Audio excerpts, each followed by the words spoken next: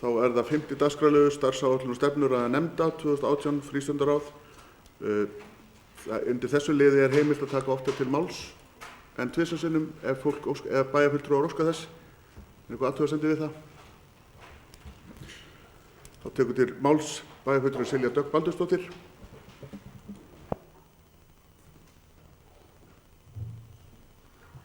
Forseti, ágætu bæjarfulltrúar.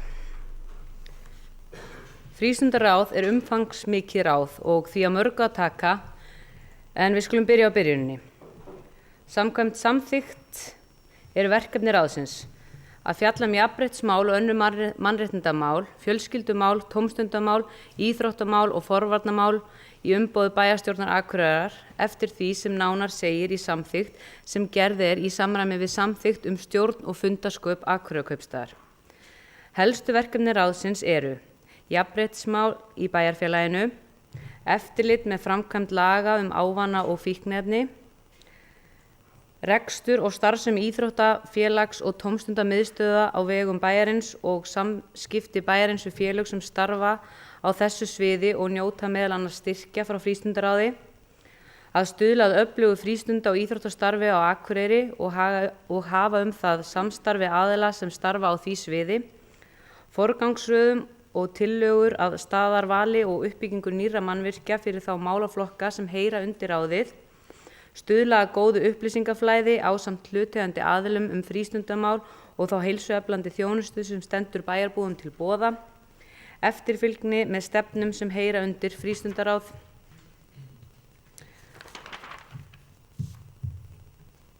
en með mér í ráðinu situr hópur af góðu fólki, en það þau Óskar Ingi Sigurðsson, Arnar Þór Jóhannesson, Þórunn Sif Harðardóttir og Jónas Björgvin Sigurbergsson, auk Ölfu Dröfn Jóhannesdóttir sem situr sem áheyrnarfulltrúi.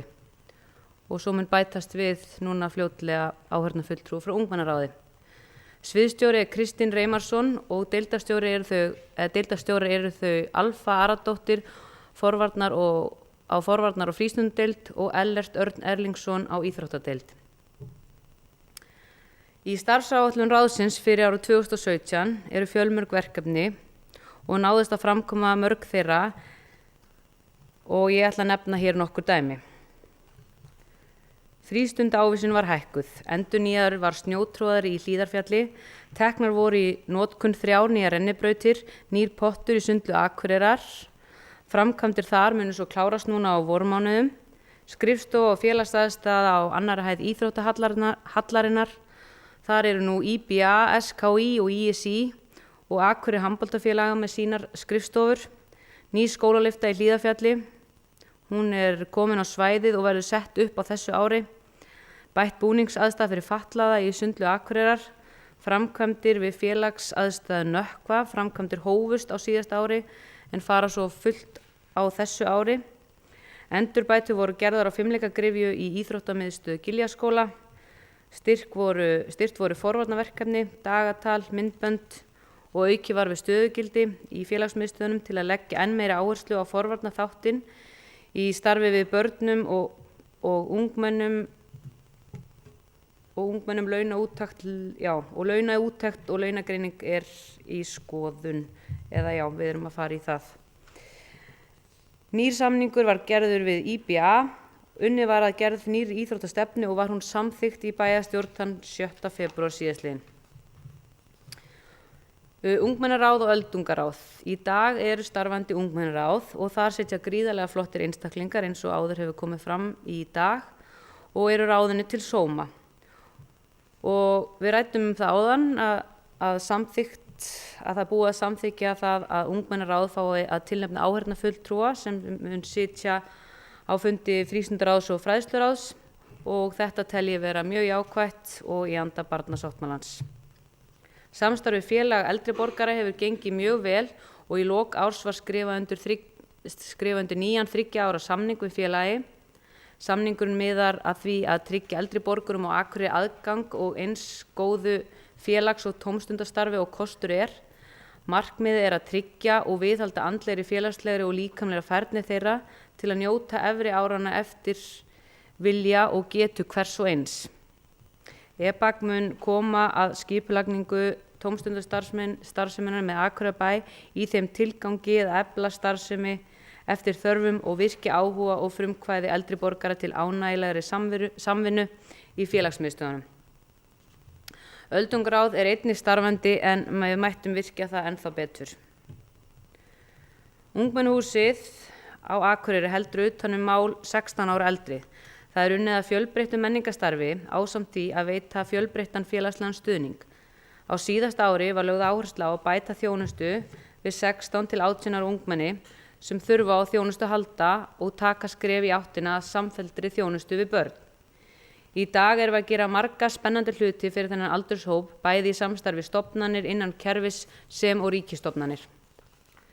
Búið er að formgera þetta samstarf með undirritun samnings í október síðastliðinn. Verkefni gengur undir heitinu Virkið og því er ætlað að vera vettvangur samstarf þegar þessi hópur fólks þarf stöðu sinnar vegna á þjónustu að halda. Þjónusta sem snýr meðal annars að atvinnuleit, skólagöngu, endurhæfingu og annarra meðferða. Ætlunin er að ungmennahúsið verði þjónustuanddyri fyrir börn og ungmenni sem þurfa á stuðning að halda. Með tilkomu þessa samnings er þverfaglegt samstarf þeirra sem koma málefnum aldurhópsins fest í sessi. Eftirfarandi aðilar standa að samkomulaginu. Það er Vinnumálastofnun Norðurlands, Eystra, Akureyrarbær, Fjölskyldusviðið og ungmennahúsið Rósenborg sem undir Akureyrarbæ, Lögreglustjórinn á Norðurlandi, Eystra, Fjölsmiðjun á Akureyri, Sjúkrahús á Akureyri, Heilbrigðisstofnun Norðurlands, Virk, Menntaskólinn á Akureyri, Verkmenntaskólinn á Akureyri, Símenntunarmiðstöð Eyjafjarðar, Grófin geðverndarmiðstöð og starfsendurhæfing Norðurlands. Meginmarkmið samstarfsins er að stuðla að bættri almennri þjónustu fyrir ungt fólk á aldrinum 16 til 29 ára, stuðla að bættri sérhæfðri þjónustu fyrir fólk á aldrinum 16 til 29 ára, að efla þverfaglegt samstarf fagaðila stofnana til hagsbóta fyrir hópinn. Með þessu samstarfi er unnið að þeirri hugmynd að Rósenborg, ungmennahúsið, verði nokkurs konar þjónustuanddyri eins og áður kom fram fyrir ungt fólk í vanda en þar á bakvið sé heildstætt yfirlit yfir stuðning fyrir ungt fólk. Það má segja frá því að Virkið hlaut 1 milljón króna styrk frá starfsendurhæfingarsjóði Virk til að efla þetta þjónustuanddyri. Svo munum við einnig bjóða upp á meira klúbbastarf á miðstigi sem hefur mikið forvarnagildi. Markmiðið er að fækka þeim börnum sem einangrast eða lenda í alvarlegum útstöðum vegna áhættu hegðunar eða lélegra félagsfærni. Ætlunin er að draga úr brottfalli á þessum aldurshópi sem og að ná til þeirra ungmenna sem eru óvirk. Markmiðið er að koma þessum hópi í virkni sem sparar okkur fjármagn síðar í kerfinu. Félagsmiðstöðvar Akureyrar heldur út viðamiklu starfi fyrir börn og unglinga á Akureyri allt árið. Sá markhópur sem frístundastarf félagsmiðstöðvanna beinist helst að eru nemendur í 5. til 10. bekk en fyrir þann hóp er margvíslegt starf í boði og mikil áhersla er lögð á að leitast eftir börnum sem þurfa á meiri virkni að halda og sýna einhvers konar áhættuhegðun. Og þetta er gert í samráði við námsráðgjafa og þeir vinna með okkur og finna út þau börn sem ekki teljast félagslega virk og leitast eftir að efla þeirra félagslega hæfni og þroska. Mikil samvinna er við sérfræðiþjónustu grunnskóla og barnavernd vegna barna sem þurfa miklum óhefðbundinu þjónustu að halda. Sveigjanleiki í starfi er ein forsenda þess að geta brugðist við þörfum og oftar en ekki eru búnir til sértækir hópar þegar við á. En æskilegt er að bjóða upp á meira samfellda þjónustu og reynslan hefur sýnt að því fyrr sem við byrjum því betra. Á sumrin leggst hinn hefðbundna störf félagsmiðstöðvanna í dvala í kjölfar skólaslita. Þá tekst starfsfólki í félagsmiðstöðvanna á við önnur störf og hafa meðal annars samstarf Vinnuskóla Akureyrarbæjar fræðslu og sjá einnig atvinnuátak Akureyrarbæjar. Markmið Vinnuskóla er að gefa ungmennum kost á samspil vinnu, þjálfunar og fræðslu í sumarleyfi sínu og halda félagsmiðstöðnir út yfirgripsmikilli fræðslu fyrir þá unglinga sem sækja vinnuskólan á sumrin. Í starfsáætlun Frístundaráðs 2018 lagt upp með að skoða kosti og galla þess að færa vinnuskólan alfarið yfir á samfélagssvið frá umhverfis- og mannvirkjasviði og á ég von á þessi tillaga efnis verði lögð fram í næstu viku. Frístundaráð hefur einnig lagt til að aldur þeirra sem tilheyra vinnuskólanum verður hækkar 1 ár og ég held að það sé þegar búið að samþykkja það í bæjaráði ef ég man rétt.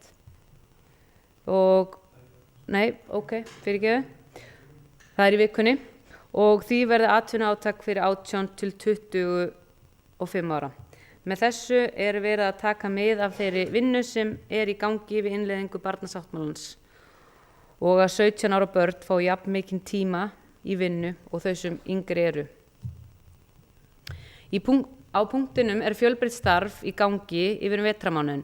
Þangað sækir fólk á öllum aldri hin ýmsu námskeið sem í boði og einnig góður hópur fólk sem sækir punktinn daglega og tekur þátt í opnu starfi sem þar í gangi.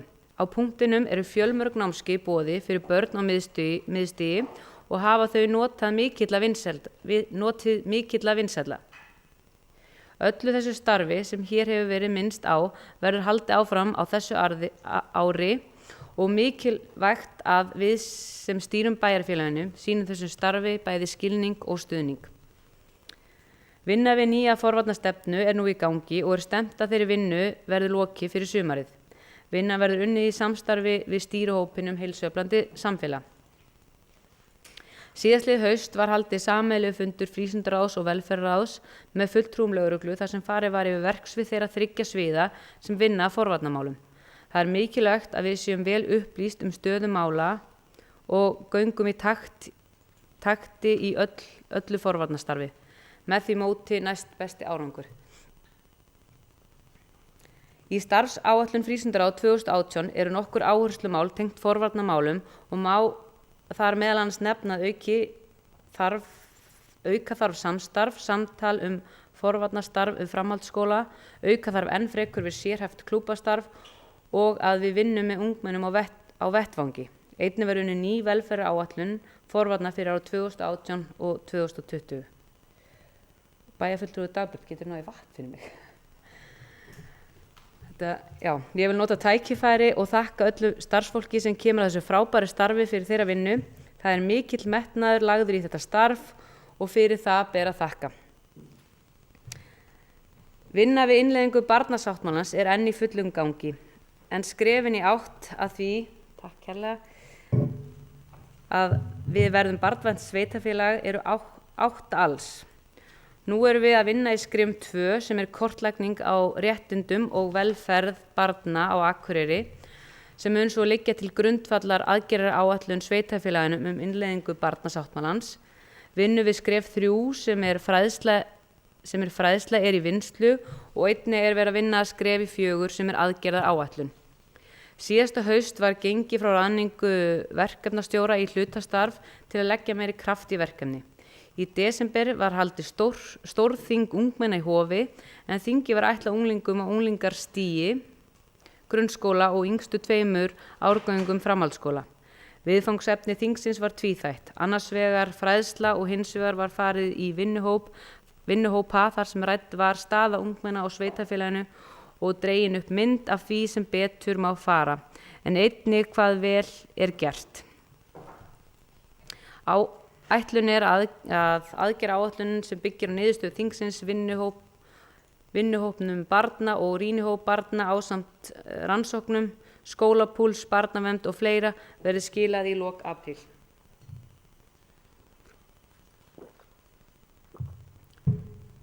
Yngri börn á leikskólastigi.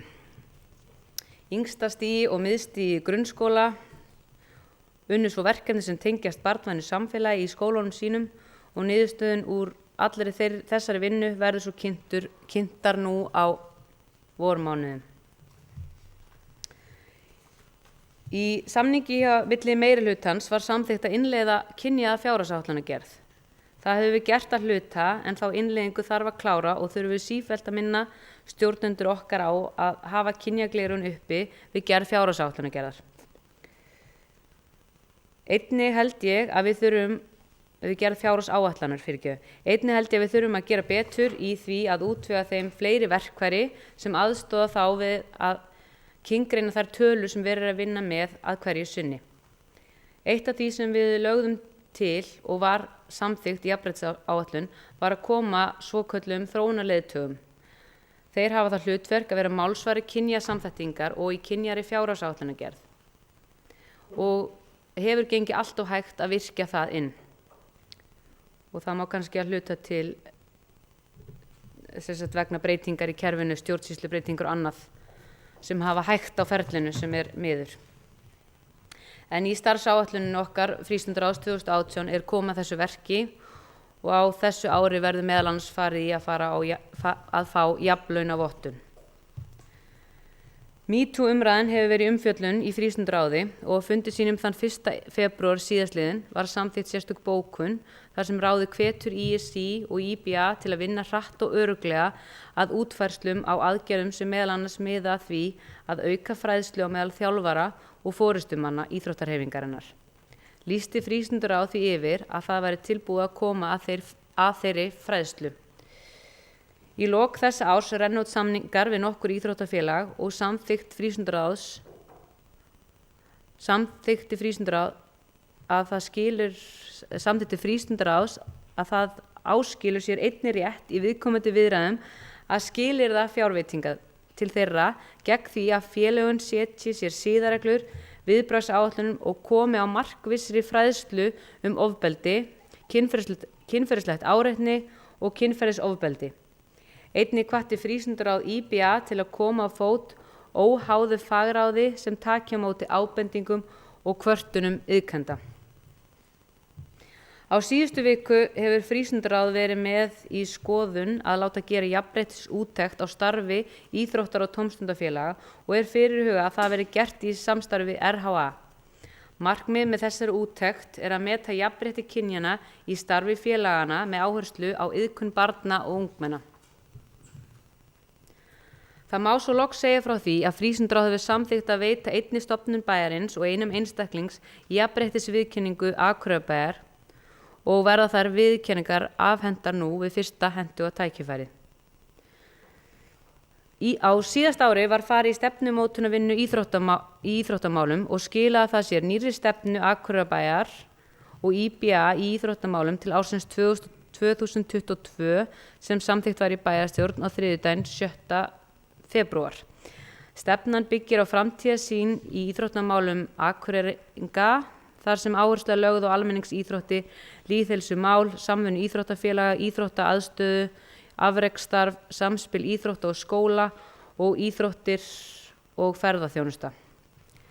Á Akureyri fjölbreytt íþróttastarf. Starfið er borið upp af frjálsum félagasamtökum sem sýnt hafi í verki að þeim sem treystandi til að halda uppi öflugu íþróttastarfi, auk þess sem Akureyrarbær þátttakandi í verkefni landlæknisembættisins heilsueflandi samfélag. Hlutverk íþróttastefnu Akureyrarbæjar og IBA að styðja við og efla þetta góða samstarf í bæjarfélaginu, jafnt og almenningsíþróttir sem og keppni og afreksíþróttir. Tilgangurinn að fjölga tækifærum íbúa og gesta til reglulegra hreyfinga sem mikilvægari forvarnar og vinna þar með auknu heilbrigði í samfélaginu og efla félagsauð þess. Með íþróttastefnunni sinni vill Akureyrarbær og IBA styrkja og þróa aðstöðu íþróttaiðkunar, heilsueflingar og stuðla að aukinni fjölbreytni og gæðum. Stefna leggur línur samstarf bæjarfélagsins og íþróttafélagana í sveitarfélaginu. Hún tekur til hinna fjölmörgum mismunandi hópa sem stunda íþróttir.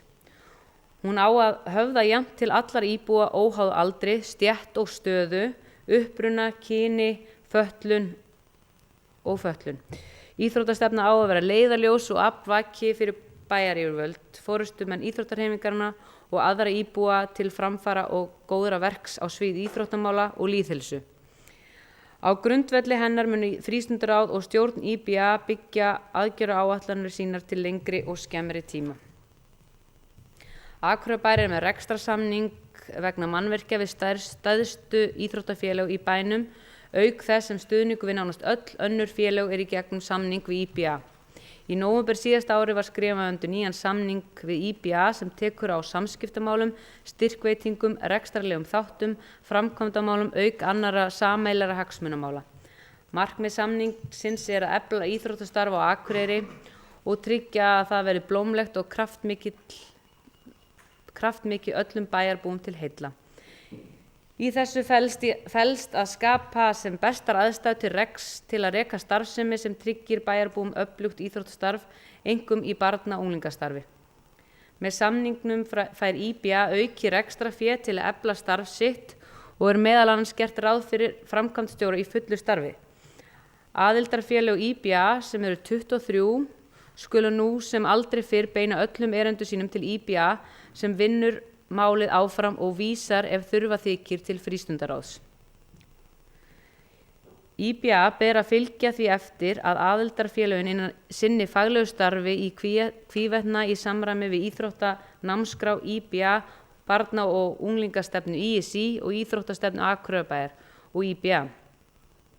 Ég vil hér með lýsa mikilli ánægju minni yfir þessum nýja samningi við IBA og auðvitað nýja íþróttastefnu og bind mikla vonum það að starf okkar hér í bæ verði áfram til fyrirmyndar á landsvísu. Uppbygging íþróttamannvirkja hefur verið mikil á Akureyri gegnum árin. Framkvæmdir við sundlaugasvæðið nú á lokametrónum og þegar þeim framkvæmdum verður lokið held ég að það sé hægt að fullyrða að svæðið verði eitt af flottasta á landinu. Þegar ég ræddi þessa framkvæmd hér fyrir ári síðan þá talaði ég að þessa framkvæmdir myndu skila sín aukinni aðsókn að sundlaugum bæði heimamenna og ferðamanna. Árið 2014 komu 370.000 gestir sem hafa verið sem fjölmennasta og 365.000 gestir komu 2016 og á þessu ári voru gestir rétt tæplega 389.000 sem fjölgun 5% miðað við 2014 og 6,5% frá árinu 2016 og þetta að sjálfsögðu mjög ánægjuleg tíðindi. Og sagt frá starfsfólki í sundlaugarnar að mikil aukning meðal barna og unglinga hafi verið eftir að þessar breytingar urðu.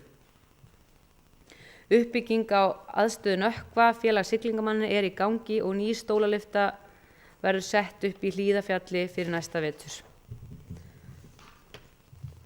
Nú einnig í skoðun hvort og eða með hvaða hætti verður hægt að auka við heilsársstarfsemi í Hlíðarfjalli og hvort hagkvæmt verði að úthýsa þeirra starfsemi. Von á skýrslum það verkefni nú í þessu mánuði og verður spennandi að sjá hvað kemur út úr þeirri vinnu. Möguleikarnir eru allavega margir og ljóst að Hlíðarfjall hefur marga möguleika til að verða heilsárs útivistarparadís. Frekar uppbygging íþróttamannvirkja fyrirhugað á komandi árum. Klára þarf uppbyggingu á svæði bílaklúbbsins. Íþróttafélögin K og Þór eru bæði með stórtækar hugmyndir varðandi uppbyggingu á sínum svæðum og það eitthvað sem þarf að skoða í samstarfi við okkur. Í starfsáætlun frístundaráð 2018 gert ráð fyrir að vinna við kostnaðargreiningu á uppbyggingu 50 metra innisundlaug og sú vinna komin í gang. Rétt samt að ítreka að ekkert liggur fyrir nein ákvörðun það að það verði farið í þá framkvæmd. Fyrst að skoða hvað slíkt mannvirki mun kosta og eins hvar það á að vera staðsett. Það líka ágætt að það komi fram hér að í ný samþykktri íþróttastefnu talað að uppbygging íþróttamannvirki sé gerð í sátt og samlyndi við íþróttahreyfinguna og best ef íþróttahreyfingin sjálf geti komið sér saman forgangsröðun á slíkri uppbyggingu. Auk þessara atriði sem hér hafa verið nefnd ýmis minni og umfangsminni framkvæmdir inn á starfsáætlun frístundaráðs eins og endurnýja golf í íþróttamiðstöðinni Glerárskóla, kaupa nýtt fjaðurgólf í íþróttamiðstöðinni Giljaskóla, koma upp hreistivöllum við skólalóðir í samstarfi við fræðslusvið og sömuleiðis hefja uppbyggingu á körfuknattleiksvöllum á skólalögum, koma upp aðstöðu fyrir hjóla og bretta iðkendur og auka samstarf við jaðar íþróttafélög ungmenna. Akureyrarbær er þátttakandi í verkefni embætti landlæknisins heilsueflandi samfélag. Heilsueflandi samfélag miðar að því að þróa samfélagslega ramma utan markvissa og heildræna heilsueflingu allra aldurshópa. Í þeim tilgangi lagður til grundvallar 4 áhrifaþættir heilbrigðs sem unnið með, það næringu, hreyfingu, geðrækt og lífsgæði. Síðan Akureyrarbær var þátttakandi í verkefninu í fyrsta skipti á þessu ári sem fjármagn sett sérstaklega í þetta verkefni.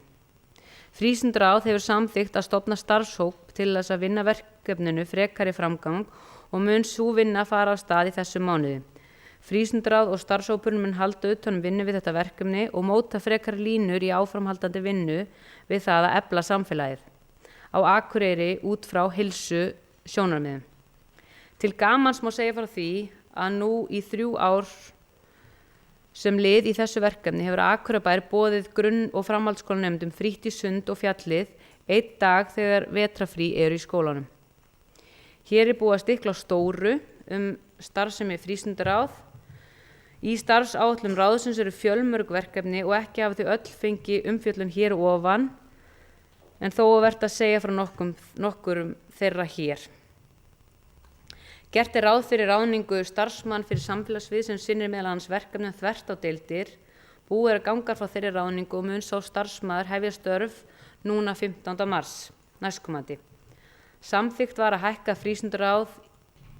frístundaávísunina í 30.000 krónur. Frekari hækkun á henni fyrirhugað í 3 ára áætlun. Gert ráð fyrir að auka nýtingu í íþróttahúsinu í Naustaskóla. Fyrirhugað að koma á samstarfi við framhaldsskólana vegna afreks íþróttasviðsskólana og koma á samstarfi Háskólann á Akureyri vegna nýtingu íþróttamannvirkja. En hér fyrir ofan stikla á stóru, þrátt fyrir ég hafa verið að lesa hérna 12 blaðsíður og mikið af flottu starfi sem vinnst undir frístundaráði. Og kannski til gamans má segja, maður hugsar þegar maður les upp svona stefnuræður að maður hefði viljað að upplestrakeppnirnar hefði verið til þegar ég var í skóla. En ég vonast eftir góðum umræðum. Takk. Bæjarfulltrúi Silja Dögg hefur lokið máli sínu, orðið laust.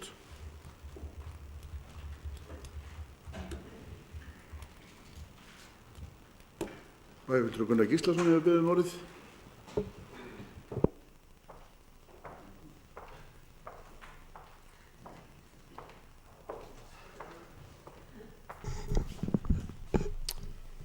Jæja, forseti, ágætu bæjarfulltrúar.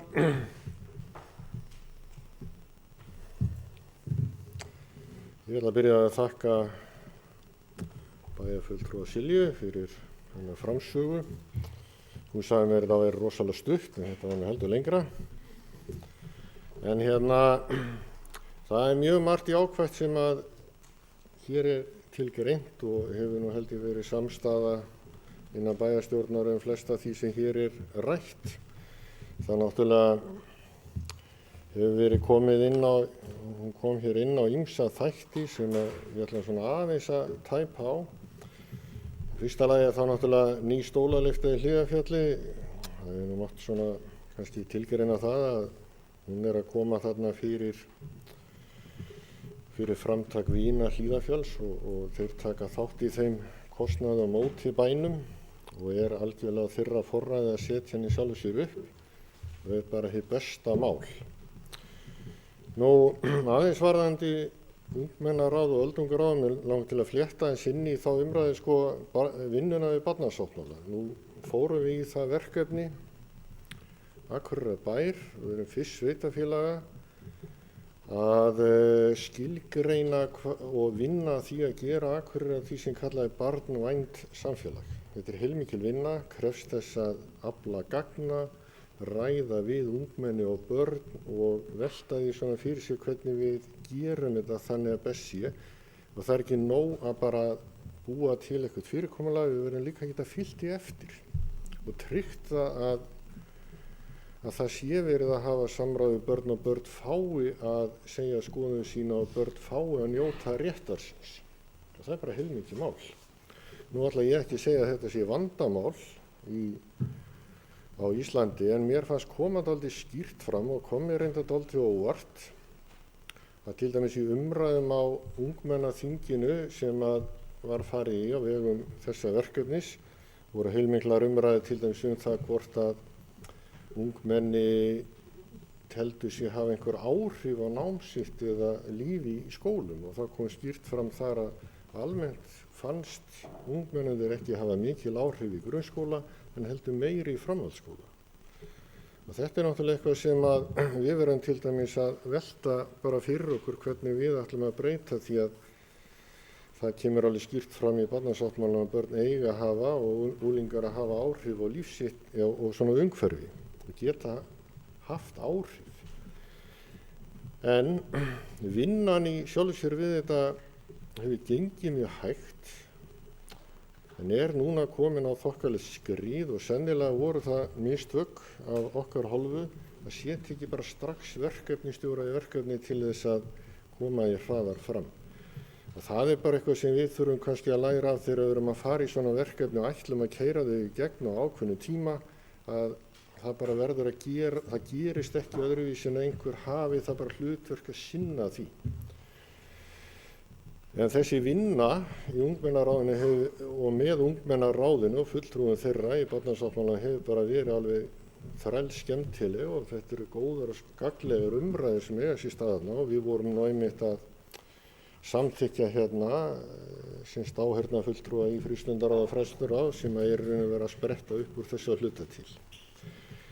Það er nú ekki mikið rætt um öldungaráðið, en að því ég sit þar nú og við vorum á fundi í morgun og samt bæjarfulltrúa Dagbjörtu, og þá höfum við svo sem komið þar inn á ýmis mál, en þar hefur aðeins kannski og erum að bæta stöðu okkar, þau hafa aðeins komið inn á það að það var dálítið langt hlé á milli funda, og þau hafa aðeins að rætt það að þeim finnist þau ekki kannski fá að hafa svona, fá mál til umsagnar áður en þau eru afgreidd. Þetta eitthvað sem við þurfum aðeins að velta fyrir okkur hvernig við breytum. Því að það gagnslaust í sjálfu sér að vera með ráð eins og ungmennaráð og öldungaráð, nema að þeir sem þar eru upplifi það að þeir hafi eitthvað málin að segja og séu svona virkir í ákvarðanatökunni hjá sveitarfélagi. Og að því að við erum að fara að fjalla aðalskipulag eftir, og þetta mér í hug að því að við heldum til þess aldrei til dæmis fund með ungmennum aðalskipulag sem hefur verið bara sniðugt að gera. En það er ekki skylda sko, en bara svona hugmynd sem við getum haft í huga síðar. Svona bara, þetta flög bara í huga minn hér allt í einu að þetta bara, svona bara erum við kannski ekki alveg nógu prógramur í því að fylgja hlutunum eftir með tillit til þess að ná til allra hópa. En auðvitað gátu ungmenni mætt á fundina sem boðaðir voru, en ég held að þegar við erum að fjalla ungmenni að þá þurfum við kannski aðeins að velta því fyrir okkur að tala til þeirra með kannski öðruvísi hætti heldur en annara, eða gefa þeim þá tækifæri til að koma, því að þau kannski ekkert endilega svona að mæta á svona fundi almennt séð, og það eitthvað sem við þurfum svona aðeins að hafa í huga. En aðeins og forvörnir og frístundir. Ég svona saknaði eins í umfjöllun formans hér áðan.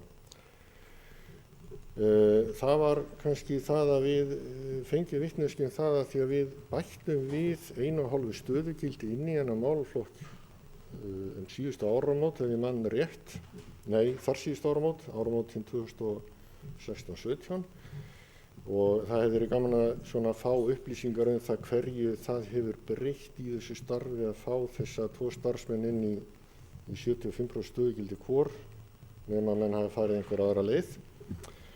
Þannig að það lægi svona fyrir að þetta væri að skila einhver, en þarna svo sem komið inn á mörg verkefni sem eru afar brýn. Og ég ætla svona að nefna til dæmis verkefni sem gengur undir heitinu Virkið, sem í raun kannski verður til upp úr starfi almannaheillanefndar, svo hét á árum áður, að þetta er svona samráðsvettvangur sem er algjörlega bráðnauðsynlegur í samfélaginu eins og Akureyri og hefur gefist vel þegar hann hefur verið virkur og sérstaklega í því að bregðast við ef er að koma upp einhver svona til dæmis klíkumyndun í bænum eða verða einhver neikvæð þróun sem þarf að bregðast mjög hratt við. Og það hefur oft gefist vel einmitt í gegnum þetta samráð að bregðast hratt við og komið veg fyrir verra ástand eða ástand sem hefði geta orðið miklu verra en það sem var. Og þannig að þetta er afar brýnt og verið mjög fróðlegt að fylgjast með því hvernig þetta verkefni mun ganga og vonast ég til að það muni ganga vel. Nú, varðandi vinnuskólan, þá bara tekið undir það að vinnuskólanum verði í sjálfu sér bara komið á einn stað. Það er bara einn aðili sem ber ábyrgð á honum og stýrir honum og ég held að hann sé best kominn hjá samfélagssviði eða samfélagsdeildinni eða forvarnadeildinni, frístundadeildinni. Ég er alls snarruglaður í þessu.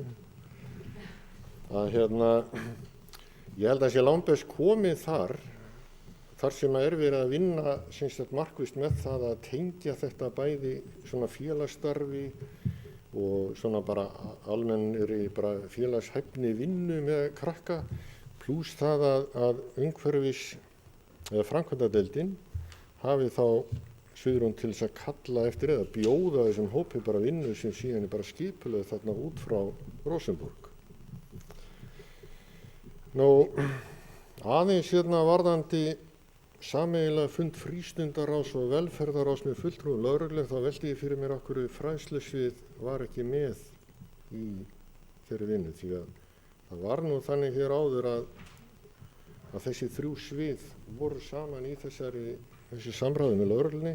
Það getur verið að þarna sem einhvern sérstakt mál að ræða, en ég hefði álitið að fræðslusvið ætti að vera þarna því að skólarnir verða náttúrulega alltaf fyrstir vari við og lenda í afleiðingunum af því ef eitthvað er að gerast inn í bænum. Nú,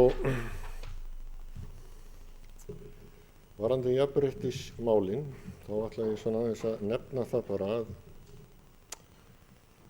að þessi eða viðbrögð frístundaráðs við MeToo-umræðinu finnst mér bara hið besta mál. Og ég held að sé mjög mikilvægt að við tryggjum það og gerum allt sem í okkar valdi stendur til þess að tryggja það að það sé ekki verið að ráða eða vernda eða halda verndarhendi yfir þjálfurum sem er bara hreinlega að brjóta af sér. Og þetta er mjög snúið mál oft í íþróttafélögunum, en það gilda ákveðin lög til dæmis það að það má ekki ráða til dæmis í æskulýðsstarf, ekki frekar en í skólana, fólk sem hefur verið kært eða dæmt á grundvelli kynferðisbrota og þá alltaf verið hægt að fá upplýsingar það úr sakaskrá, það er eitthvað sem fyrnist ekki og þetta er eitthvað sem ég held að menn verði að passa upp á að sækja alltaf. Því að annars er það bara ábyrgðarleysi af hálfu þeirra sem er að stýra viðkomandi starfi. En þetta er náttúrulega líka mikilvægt að efla umræðina í kringum þetta og maður hefur áhyggjur af því miðað við þær sögur sem hafa verið sagðar úr íþróttastarfinu og reyndar úr frístundastarfinu líka, bara hreinlega hvað sé í gangi, maður bara skilur þetta ekkert á köflum og það er bara alveg útilokað mál að maður sætti sig við það að eiga á hættu að mann skuli lenda í einhverju svona bulli og þess vegna er bara mjög mikilvægt að koma í veg fyrir þetta. Þá er það samningur við IBA sem að ég ætla ekki að eyða löngum tíma í íþróttamáli vegna þess að við erum í raun búin að taka íþróttamálin dálítið til umræðu hérna í tengslu við íþróttastefnuna sem að er að mörgu leyti bara mjög jákvæð og þar er náttúrulega verið að taka á stórum málum eins og þeim að fækka íþróttafélögum til svona framtíðar. Og svo þessi nýji samningur við IBA þar sem í raun og veru er verið að færa verkefni, mörg verkefni frá íþróttafulltrúa og þá frístundaráði bara yfir til stjórnar IBA og IBA sjálfra. Og það þýðir það að félögin sjálf þurfa að koma sér saman það hvernig þeir leysa úr sínum málum. Og mér bara svona spurn, langaði svona aðeins til að kannski við fengjum smá innsýn í það að því að það liggur fyrir að mörg af verkefnum íþróttafulltrúa komið til með að fara í raun og veru af hans borði, þá inn til IBA, hvert verð og farið að hugsa það hvernig hlutverk íþróttafulltrúans breytist þá inn á sviðið. Bara svona spurning sem ágætt að átta sig á.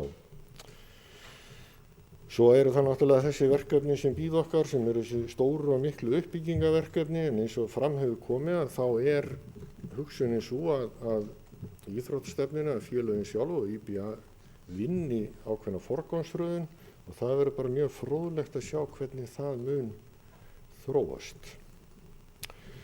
Svo aðeins varðandi Akureyri sem heilsueflandi samfélag. Við vorum að ræða á fundi í öldungaráði í morgun af því að ég held að sé ekki búið að marka sko í raun og veru eitthvað forgangsverkefni sem yrði stýrt á þessu ári þó að það sé búið að setja þarna fjármuni inn eða ég get ekki séð það. Ég var svona að veltaði fyrir mér og við veltum fyrir okkur í öldungaráðinu hvort það væri ekki bara ástæði til þess að gera sko heilsueflingu eldra fólks og aldraðara að einhverju forgangsverkefni hérna í bæjarfélaginu núna til að byrja með.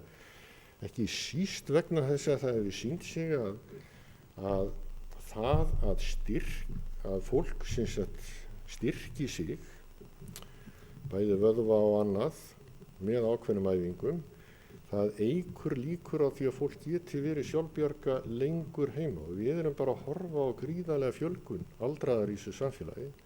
Það hlýtur að skipta okkur mjög miklu máli að fólk geti þá lengur verið sjálfbjarga heima og við getum svona allavega í gegnum þetta verkefni hugsanlega stutt við það og það er svona bara hugmynd sem ég kasta hérna inn í umræðina á eftir sem ég vona verði einhver. Ég ætla að láta þetta gott heiti í bili. Takk. Bæjarfulltrúi Gunnar Gíslason er lokið máli sinni. Næst tekur þetta máls bæjarfulltrúi Dagbjört Pálsdóttir.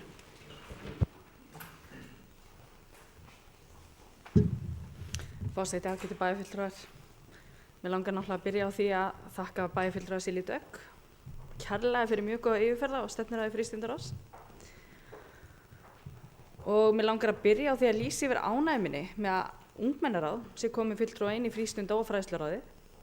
Og ég tel þetta bara mjög mikilvægt og löngu tímabært skref og hlakka bara mjög mikið til að fá þessi flottu ungmenni inn í fræðsluráði til okkar og fá innsýn þeirra og hugmyndir þennan stóra málaflokk sem snertir öll ungmenni. Í þessu samhengi má þá nefna einmitt vinnuna við barnasáttmálann. Við getum svo sannarlega öll verið stolt af því að tilheyra því sveitarfélagi sem er fyrst allra að innleiða sáttmálann.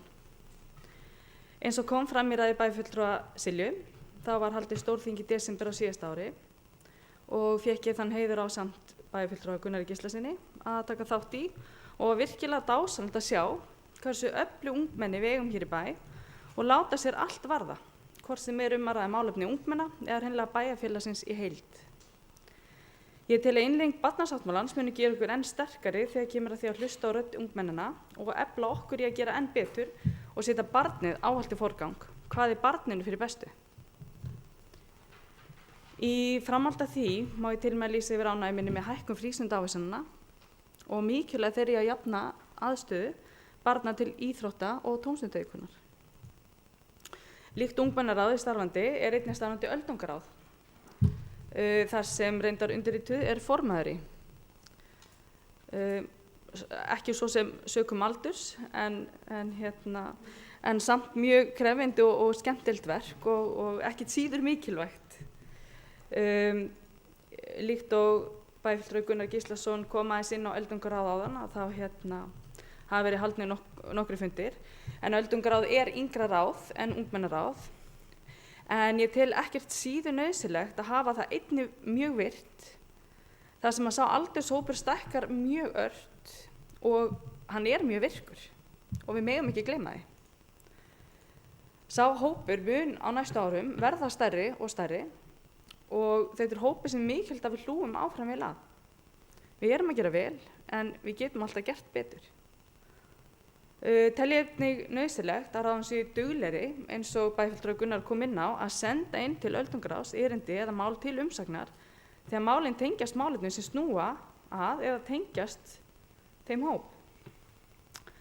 Á fundum okkar öldungara mjög svo greinilegt hversu mikil þörf á þessu samtali okkar á milli, að við séum að vinna með og fyrir alla aldurshópa hér í bæ. Og bara rétt í lokin langar mig líka að lýsa yfir ánægju með verkefni heilsueflandi samfélag, bara enda mikilvæg þáttur inn í okkar samfélag og að fagna nýjum samningum við IBA og nýjum framkvæmdastjóra og að þessi samningur mun trúlega, að öllum líkindum, gera mjög góða hluti fyrir íþróttahreyfinguna okkar hér í bæ. Takk fyrir. Bæjarfulltrúi Dagbjört Pálsdóttir hefur lokið mál sínu. Næst tekur til máls bæjarfulltrúi Preben Jón.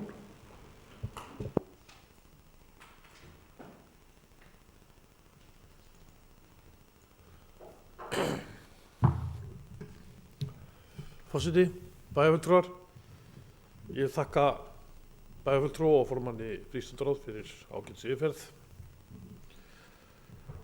og ætla svo sem ekki að bara gagnrýna það sem vel er gert, en það er margt gott og við getum verið verulega stolt af því hvernig við höfum byggt upp okkar samfélag. En ég velti í samstundu fyrir mér því að mér finnst frístundaráð, bara mín persónulega skoðun, hún er ein af aðalnefndum bæjarins og ein af mikilvægustu nefndum ásamt fræðsluráði þar sem við erum að ræða framtíð barnanna okkar og við erum að vinna að samfélaginu, vinna að forvörnum, jafnréttismálum sem er gríðarlega mikilvæg mál.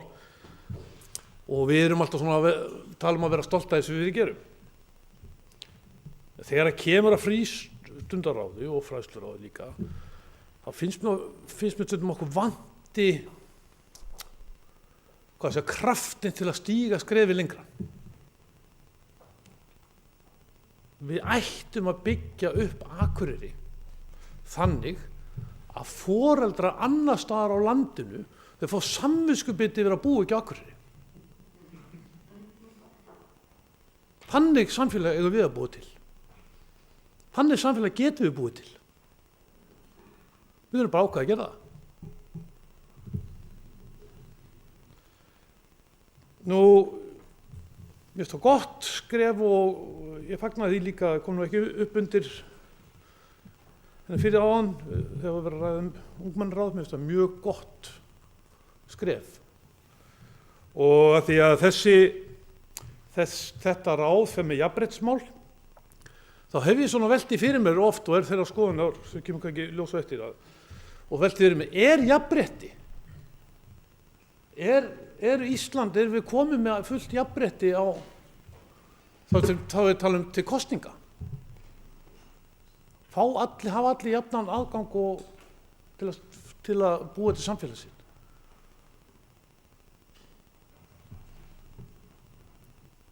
Ég ætla að útskýra aðeins málum betur.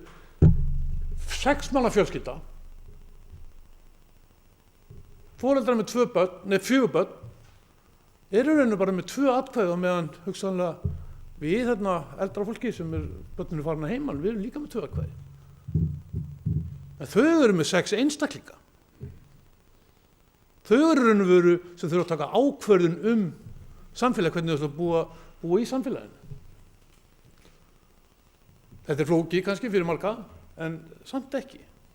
Hvernig samfélag byggjum við í ef allir einstaklingar sem búa í bæjarfélaginu hefðu atkvæðisrétt? Ef foreldrar með 4 börn hefðu í raun og veru 6 atkvæði, þetta heimili, hvernig ætlum við að búa til samfélag okkar? Hvernig snúa okkur í leikskólamálum? Hvernig snúa okkur í grunnskólamálum?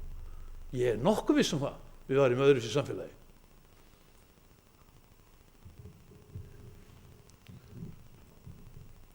Sumum kannski finnst þetta flókið, en þetta er ekkert flókið. Þetta hefur verið reynt í sumum sveitarfélögum suður í Evrópu, veit ég, með ágætis árangri. Þetta er alltaf, mér finnst alltaf áhört að velta þessu fyrir sér. Því heimurinn, hann er að breytast svo ofboðslega hratt. Foreldrar mínir lærðu töluvert mikið af á ömmu. Ég lærði töluvert af foreldrum mínum. Og þegar ég ætla að vera að kenna börnunum mínum, þá þau farið bara í einhverja alltaf rátt. Þau eru búin að taka einhverja 90 gráðu beygju. Það eru komin svo mörg atriðarnir sem ég hef ekki skilning á. Hvernig er að búa í tveimu veröldum, í raunheimum og netheimum. Þegar ég var að alast upp, þá var þetta bara spurningum að músíki sem ég hlustaði á, hún var ekki alveg svo sama og foreldrar mínu hlustaði á. Þetta var svona ekki stærsta breytingin. Nú, við erum með þessar frístundarávísanir og við erum að hækka frístundarávísanirnar. Við erum að rukka barnafólk, leikskólagjöld, skólamáltíðir, alls konar gjöld og svo komum við með frístundarávísun. Jafnvel húsnæðisstyrk.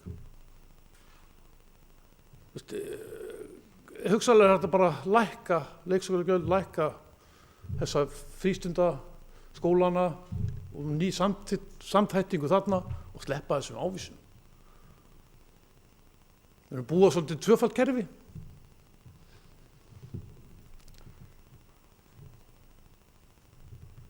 En ég ætla bara að þakka enn og aftur fyrir þessum vel er gert og þakka fyrir þessa ræðu. En óska jafnframt að við setjum svolítið kraft í hvernig við höfum samfélag okkar og ítreka enn foreldrar annars staðar á landinu þegar það fá samviskubit að búa ekki Akureyri. Hér sjáum við börnin okkar.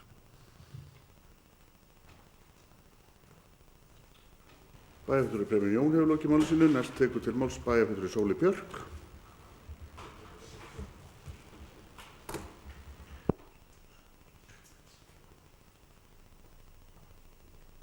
Forseti, ágætu bæjarfulltrúar. Já, ég ætla nú að þakka bara fyrir þessa yfirferð á starfsáætlun og stefnuumræðunni á stefnunni og ég ætla kannski, ég er svona pínulítið að fara að tala um það sama á bæjarfulltrúi Preben en ég er svona aðeins minna, svona einhvers staðar nær jörðinni held ég kannski eða áns ég sé að setja nokkuð út á það. En að fagna því sem er vel gert og það er alveg hellingur þarna til að fagna. Fagna virkinu, ég held að það framtak sé frábært og þessi þróun sem á sér stað í Rósenborg og varðandi ungmennahúsið. Við vitum auðvitað að við höfum verið gríðarlega heppin með starfsfólk á þessum stað. Það er ofboðslega mikil þekking þarna á málefnum ungmenna og ég held að við megum vera mjög þakklátt fyrir það.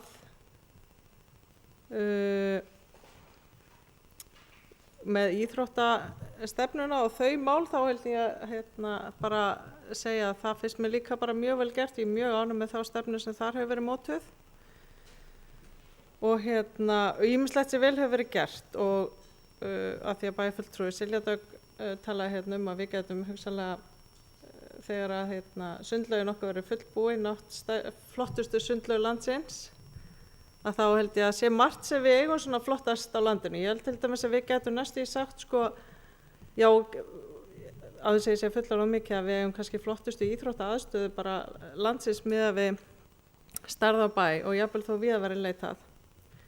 Og það er rosalega gott, alveg frábært. En síðan eru hlutir sem að hafa svona ekki gerst og bæjarfulltrúi Silja nefndi jafnréttismálin og sem hafa ekki verið í forgangi greinilega og hafa orðið undir eins og nefnt var kannski vegna stjórnsýslubreytinga en auðvitað það er líka bara spurning forgangsröðun og þess vegna langar mig bara að segja að það er eins og bæjarfulltrúi Gunnar Gísla kom inn á stór og mikil uppbyggingaverkefni framundan en við ráðum alveg hvaða verkefni við veljum að leggja áherslu á.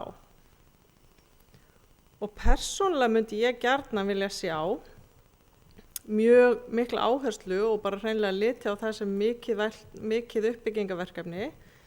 Það er geðheilbrigði ungs fólks, sérstaklega með áherslu kannski á kvíða og einmanaleika. Jafnréttismálin, við verðum bara að fara að hysja upp okkur þar, mér finnst bara, þetta ekki hægt og ég hef nú bryddað upp á því í þessum ræðustóli að hugsanlega sé ekki gott mál að starfi jafnréttisfulltrúa sé hluti af starfi sviðsstjórans og ég held að það geti verið mjög gott að breyta því. Lýðræðismálin, eins og var bent á þá hefði kannski einmitt verið hægt að ræða aðalskipulagi við ungmenni. Það er hægt að ræða og það hefur ég margt talað um það er hægt að gera þessa samræðu á mjög margan hátt, það er hægt að gera hana öðruvísi en með því að boða til íbúafunda og vonast til þess að fólk mæti. En allavega bara það eina sem ég vildi segja er bara frábært að það er búið að gera vel í ýmsum málefnum sem hefur verið lögð áhersla á og við þurfum bara að muna að það þarf ekki alltaf að vera áhersla á sömu málin. Það er hægt að færa fókusinn og fara að sinna betur því sem að ekki hefur verið í áherslu. Og ég bara ætla ekki einu svona að gera tilraun til að vera jafn skemmtilega prepen. Ég er samt bæjarfulltrúi prepen, er algjörlega á þessu að við eigum að geta stemt á það að mælingar sýni að hér líði ungu fólki betur en annar staðar.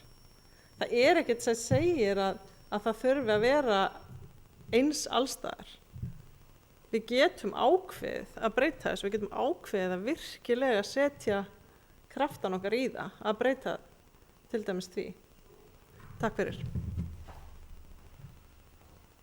Bæjarfulltrúi Sóley Björk hefur lokið máli sínu. Næst tekur til máls bæjarfulltrúi Baldvin Valdimarsson.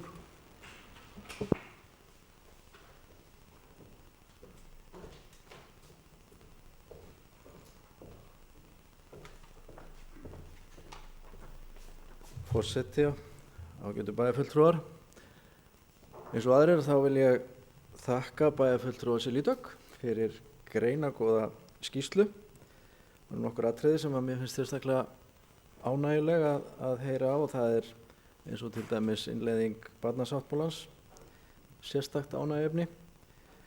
Það er líka ánægja að sjá að það er aukin áhersla á jafnréttismálin og síðan þetta formgerða samstarf sem verkefni sem kalla virkið. Allt þetta eru þetta mjög ánægjuleg og góð tíðindi. Líka það að við ætlum núna í Íþróttabandalagi Akureyrar aukið hlutverk sem er mjög áhugaverð breyting og eins og aðrir bind miklar vonir við, þannig að mætti lengi telja. Það er reyndar eitt verkefni hérna sem ég hef sérstaklega áhuga á og hef mikinn áhuga og ánægja að fylgjast með, að það er uppbygging siglingamanna sem að núna er komin í gang.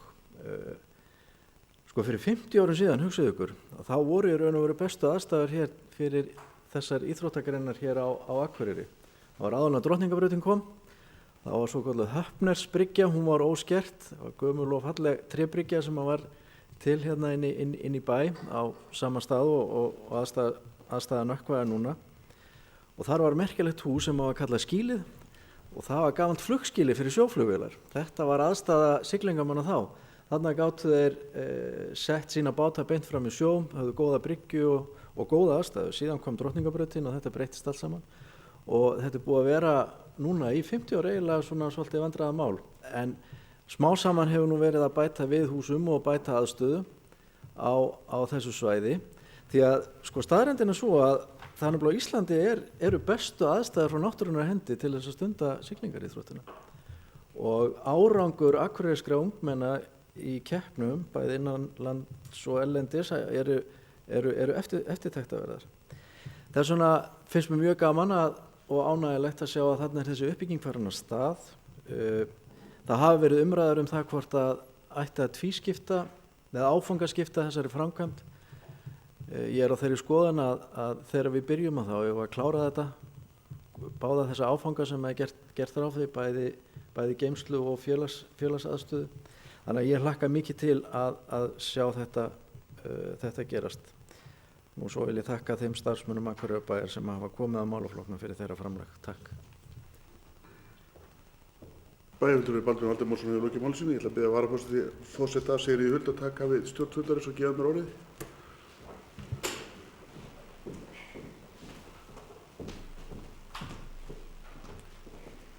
Bæjarfulltrúi Matthías Rögnvaldsson hefur beðið um orðið. Forseti, ágætu bæjarfulltrúar. Ég ætla að byrja að þakka eins og aðrir bæjarfulltrúar Silju Dögg, formanni, fyrir góða framsögu og umræðu þessi mál og þakka öðrum bæjarfulltrúum líka fyrir góða og áhugaverða umræðu. Ég held að þess að ætla að gera lítið,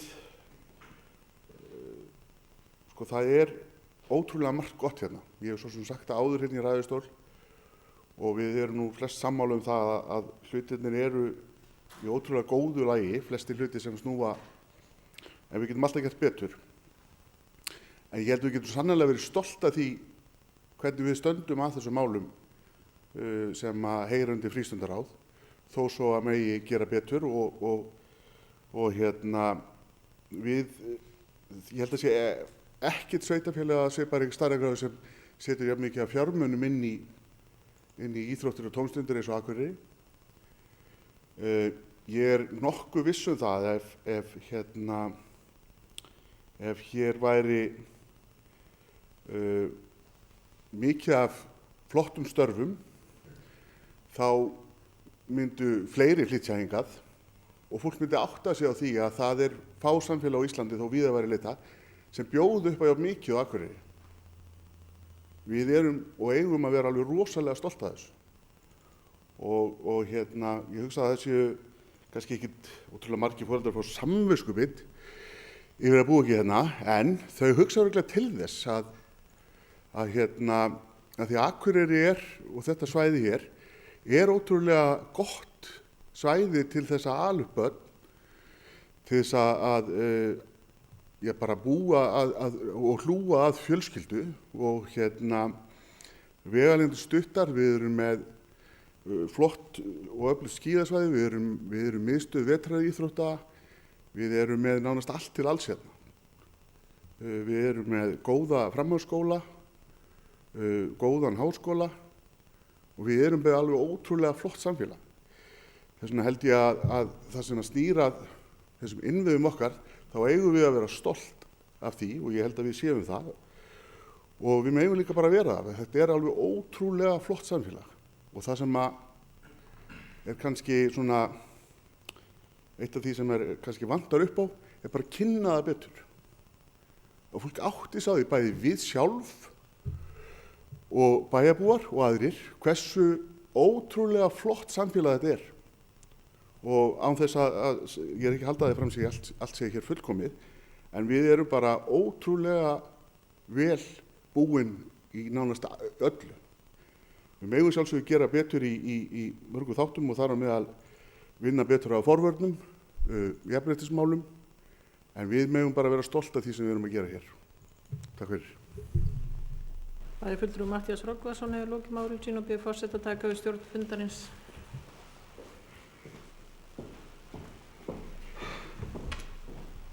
Næst tekur til máls bæjarfulltrúi Tryggvi Már Ingvarsson.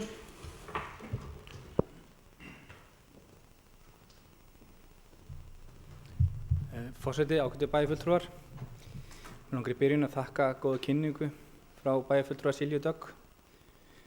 Og við ræðina fór ég að hugsa hvernig samspil þess að tveggja mikilvæg nefnda frístundaráðs og skipulagsráðs er háttað sem við bæjarfulltrúi Silju Dögg og ég leiðum. Og skörunin er mikil. Bæjarfulltrúi Silju Dögg minntist á uppbyggingu helstu íþróttasvæða bæjarins og það er mikið verk að vinna og vonandi einhverja tíðinda vænt á næstu misserum, en mér langar hins vegar að minnast aðeins á uppbyggingu stígakerfisins og vil í því samhengi vekja athygli ykkar á rammaskipulagi stíga og Akureyri sem skipulagsráð samþykkti að fara að vinna á fundi sínu 14. febrúar síðastliðinn. Tilgangur þessari vinnu er að skýra betur markmið okkar í uppbyggingu stígakerfis bæjarins, hvort sem ræða reið, hjóla eða göngustíga og er í beinu framhaldi af samþykkt íþróttastefnu Akureyrarbæjar sem bæjarfulltrúi Silju Dögg fór aðeins yfir hér áður. En í henni kemur fram að aðgerð að íbúar verði hvattir til þess að nýta sér göngu- og hjólreiðastíga í stað vélknúinna ökutækja í auknum mæli. Og það er nauðsynlegt að við skerpum svolítið á markmiðum okkar í þessum efnum. Það er eins nauðsynlegt að við skerpum á markmiðum okkar í þessum efnum í framhaldi af til og með metnaðarfullri uppbyggingu stígakerfisins á síðastliðnu árum og þá er ég svona helst að hafa Drottningarbrautarstíginn í huga. En ef við skoðum þetta örlítið dýpra og veltum fyrir okkur hvað myndi vera fólgið í rammaskipulagi hjóla, reið og göngustíga, þá ef við tökum til með uppbyggingu hjólastígakerfisins í dæmi, þá munum við vonandi skoða nauðsyn þess að aðgreina stíga sem ætlaðir eru til útivistar, þar sem hæg og fjölbreytt umferð er með óljósum umferðarreglum með samblöndu aðra samgöngumáta og Drottningarbrautarstígurinn er þar gott dæmi og bera það saman við svona einhvers konar samgöngustíga þar sem getur borið þá hraðari hjólandi umferð og væri þá síður í bland við aðra samgöngumóta sem enn hafa og slíkir stígar hafa enn ekki sér rúmsinn á Akureyri. Og með öðrum orðum að þá myndum við í þessu rammaskipulagi vera að horfa svona hvernig ætlum við að aðgreina gangandi hjólandi og akandi umferð þar sem þessi er nauðsyn í framtíðinni. Og þessi er virkilega þörf. Staða verkefnisins er einföld. Við höfum rétt komið á vinnuborðið og næstu skref er að skilgreina markmið og umfang verkefnisins. Við höfum ráðið til okkar hönnuð til að taka máli áfram og mun hann á næstu vikum skila inn skipulagslýsingu sem við mun síðan auglýsa og vinna máli áfram. Og við vonandi í fullu samráði við alla nefndir bæjarins.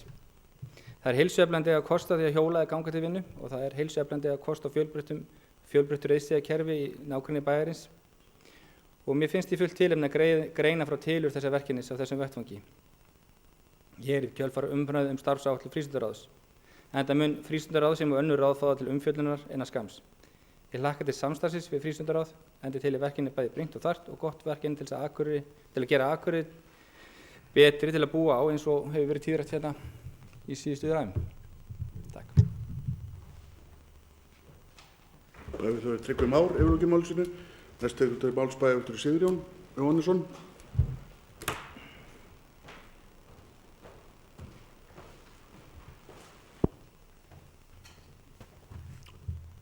Forseti, ágætu bæjarfulltrúar. Þakka bæjarfulltrúa Silju Dögg fyrir þessa ágætu yfirferð. Ég ætla nú bara að koma inn á 2 púnta sem eru svona kannski meira eins og ábendingar. Þannig að búið að koma inn á hluta af þeim áður.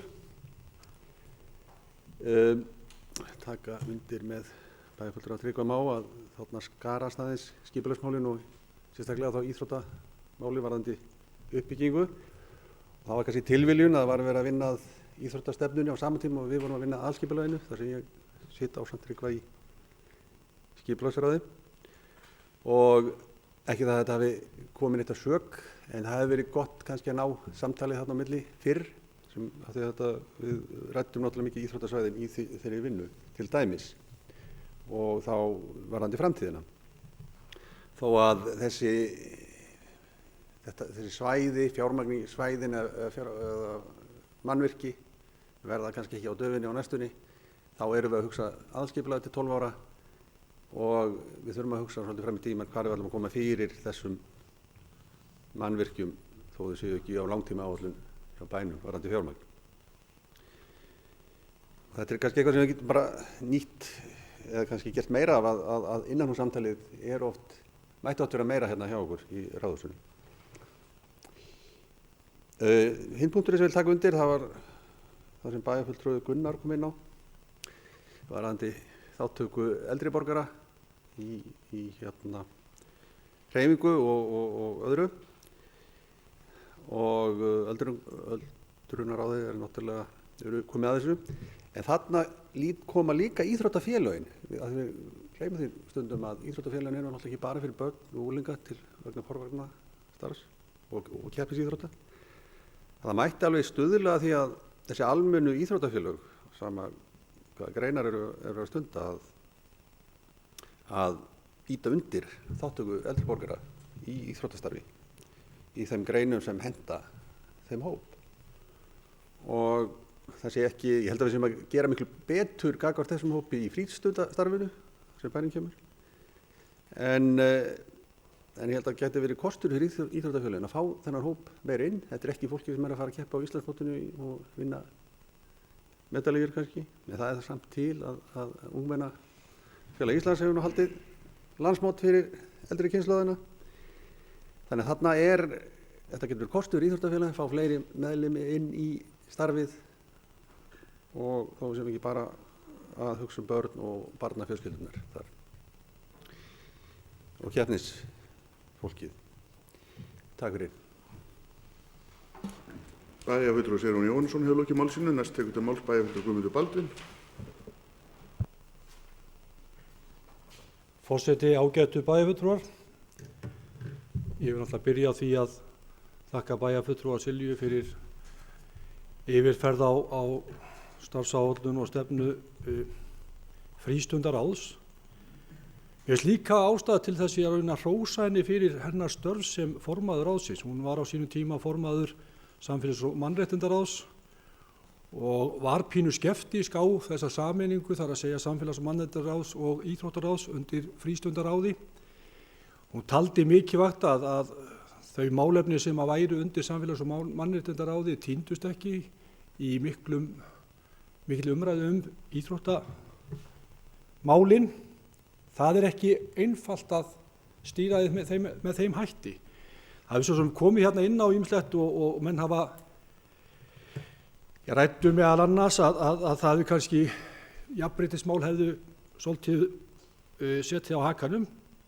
Það kann vel að vera og kannski má það líka rekja til þess að það urðu mannaskipti þarna og nýr sviðsstjóri kominn. En mér skilst nú á bæjarfulltrúi Silju að hún sé að senda viðkomandi út allar koppa og grundir til þess að kynna sér jafnréttismál og hann sé að koma sterkur inn þarna á þessu sviði, þannig að ég bind mikla voni við það og ég er alveg sannfærður að við munum á næstunni sjá kannski betri eftirfylgni. Ég nefni meðal annars þá þessa kynjuðu fjárhagsáætlunargerð sem við höfum svo kannski pínlítið látið, eða svona, kannski ekki við nógu fylgt eftir, en ég vissum að með bættum vinnubrögðum þá munum við ná að fylgja því eftir. Ég vil líka þakka Silju fyrir hennar ræðu vegna þess að þetta var stefnuræða. Með þess að ég markaði það vegna þess að bæjarfulltrúi Gunnar, hann er nú vanur að koma hér í pontu og segja að þakki fyrir þessa góðu yfirferð að það sé ekkert stefnu. Hann lét þessi orð ekki falla núna, þannig að ég reikna með að hann hafi bara verið nokkuð sáttur við ræðu bæjarfulltrúar Silju. En það er svo sem margt í þessu. Við erum náttúrulega að tala hér hvað við erum að setja fram fyrir næstu, það er að tala hér stefnuna, en þegar við erum að tala stefnu þá er kannski ágætt að horfa svolítið í baksýnisspegilinn og velta fyrir sig hvað við höfum verið að ræða hér á liðnum árum í sambandi við stefnuna og hverju við höfum áorkað. Bæjarfulltrúi Preben talaði til að mynda það að við byggðum hér upp samfélag sem að fengi fólk annars staðar á landinu til þess að fá samviskubit yfir að búa ekki hér með börnin sín. Ég skal segja það bæjarfulltrúi Preben að ég var akkurat hérna með manneskju hjá mér í kaffi á sunnudaginn sem er forstöðumaður ungmennahúsa á höfuðborgarsvæðinu og var hér stödd í skal ég segja svona, það var, ég veit ekki hvað það var, þing eða það var svona helgi það sem að ungmennahús víða á landinu komið saman og hún lét þau orð falla að það var eiginlega frábært, að það var besta uppbygging á ungmennahúsi sem hún hefði séð hér á Akureyri. Hún átti ekki til orð til að lýsa yfir hrifningu sinni á Rósenborg og þeirri starfsemi sem þar er í gangi. Þannig að ég held bara að þessi ágæta kona hafi haft smá samviskubit yfir að búa ekki á Akureyri. Þannig að ég bara tek undir með bæjarfulltrúa Matthíasi að við búum hér í afskaplega góðu samfélagi og við þurfum líka að tala það upp. Og það kannski gerir maður með því að velta fyrir sér hvað erum við að gera og hvað erum við búin að vera að gera á liðnu kjörtímabili. Munum við það? Nei, það kannski gleymist að því að það er svo margt sem gerist og við kannski munum ekki hvað við erum búin að vera að gera í málunum hérna hjá okkur. Ég get bara farið hérna í rólegheitum yfir þetta og ætla bara að gera það. Við þrefölduðum frístundaáhersluna á þessu kjörtímabili og erum að fara upp í 30.000. Við hækkuðum líka aldurinn í 17 ára í samræmi við barnasáttmálann. Við fórum í ótrúlegar endurbætur á alls konar íþróttamannvirkjum. Við tókum hér skauthöllina, skiptum svell, þannig hægt var að halda hér heimsmeistaramót í íshokkí kvenna. Við skiptum grasi í boganum, þannig að nú höldum við á hverjum vetri mörg íþróttamót helgar og það er einstaklega ánægilegt að búa í nágrenni bogans, sérstaklega þegar ungar stúlkur er að keppa vegna þess að það kom alltaf syngjandi, strákarnir eru minna að syngja, þannig að maður vaknar oft við söng krakka sem er að labba frá Glerárskóla í bogan. Við kláruðum íþróttahúsið í Naustaskóla og erum núna eins og kom fram hjá bæjarfulltrúa Silju að fara að opna það meira. Við erum búin að vera í frábærum framkvæmdum við sundlaugina. Við þurftum að ráðast í miklar framkvæmdir, það var samstaða það. Þetta eru miklar og dýra framkvæmdir, töluvert dýrar heldur en menn kannski lögðust að upp með. Í fyrra kjörtímabili sögðu menn að þetta myndi kosta okkur 100 milljónir. Þetta er dýrara, en við hefum líka gert ýmislegt þar sem verður til mikils sóma.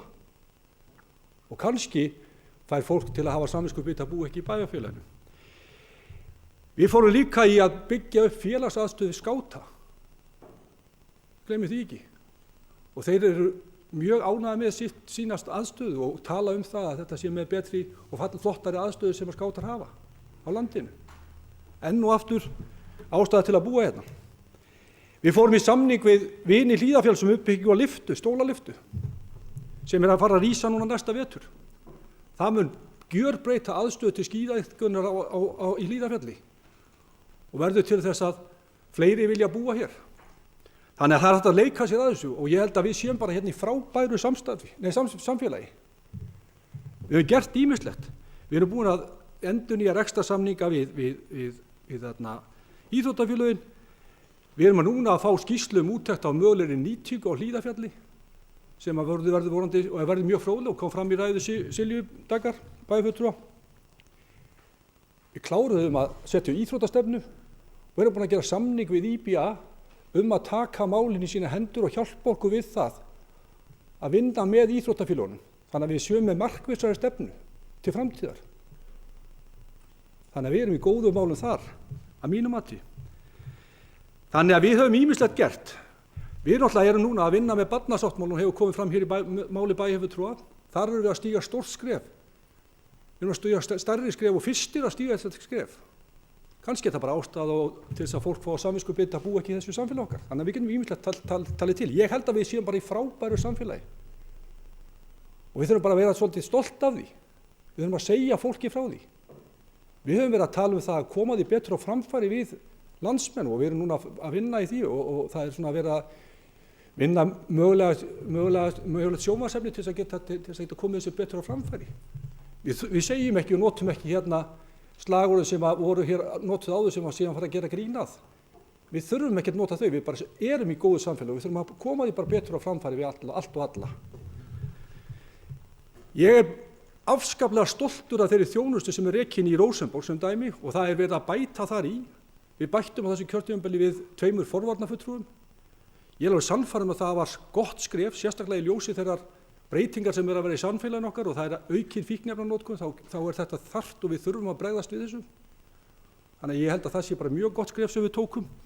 Við höfum verið í samstarfi við aðrar stofnanir, meðal annars Vinnumálastofnunin Virk og Sími og fleiri í Virkinu sem er frábært framtak, þar eru að taka á móti unglingum.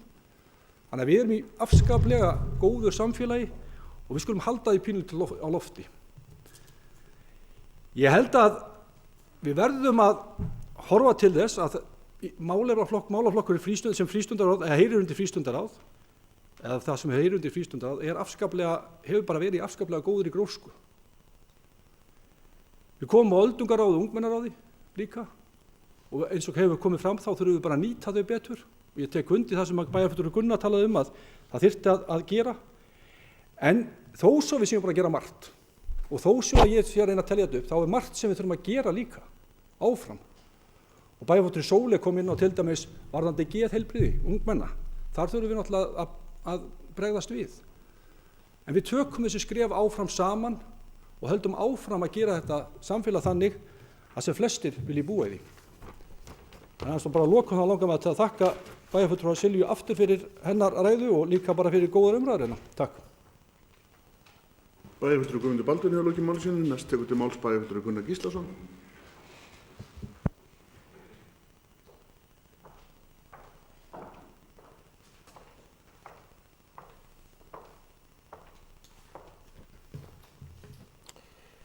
Forseti ágætu bæjarfulltrúar. Þetta er að verða svo mikla lofræður hérna að maður bara fyrir að fara hjá sér. Nei, það er alveg full ástæða til að halda því á lofti sem vel er gert og það hefur margt verið talið hérna upp og mér er sem mörgu sinnum og ég held að í svona flestum þáttum að þá erum við að gera margt mjög vel í þessum málaflokkum En við erum líka fást við í þessum málaflokki eins og forvarnarmálunum mjög viðkvæm mál og þó hver gangi vel í akkurat í augnablikinu, það er ekki þar með sagt að gangi vel á morgun og við þurfum bara að vera vakandi og ég veit að fólk er vakandi. Ég veit að við erum með hæft starfsfólk hérna upp í Rósenborg og treysti því. En við megum heldur ekki gleyma samspil í skólana og þessa málaflokks því að það skiptir líka máli þegar við förum að pæla í þessu og samhengin í þessu að börn eyða töluverðan tíma í skólum og koma svo út og eru í íþróttafélagunum og þarrendu götum og þar skiptir náttúrulega máli líka hvernig við erum að vinna þetta saman og við hefum lengi verið að reyna að koma á til dæmis hjá yngri börnum svona heilstagsskóla, bæjarfulltrúi Preben þekki það nú, en það hefur bara hreinlega ekki gengið vegna þess að skiplagið einhvern veginn býður ekki upp á það. Þá fer maður stundum að velta því fyrir sig sko, hvort kemur undan hænan eða ekki í þessu sko. Er það þarfir stofnanna, félagana sem ganga fyrir en veru þörfum barnanna og þeirra sem að við erum í raun og veru að sinna. Og það er eitthvað sem ég held við þurfum bara að taka upp. Þetta er til dæmis eitt af þeim málum sem ég held að við verðum aðeins að velta fyrir okkur þar að segja hvernig við ætlum að sinna þjónustunni við börn eftir skóla eða tengja þessa eftirskóla þjónustu við skólastarfi sem slíkt. Það má líka hugsa það þannig og þá er ég að hugsa börn á aldrinum 6 til 10 ára.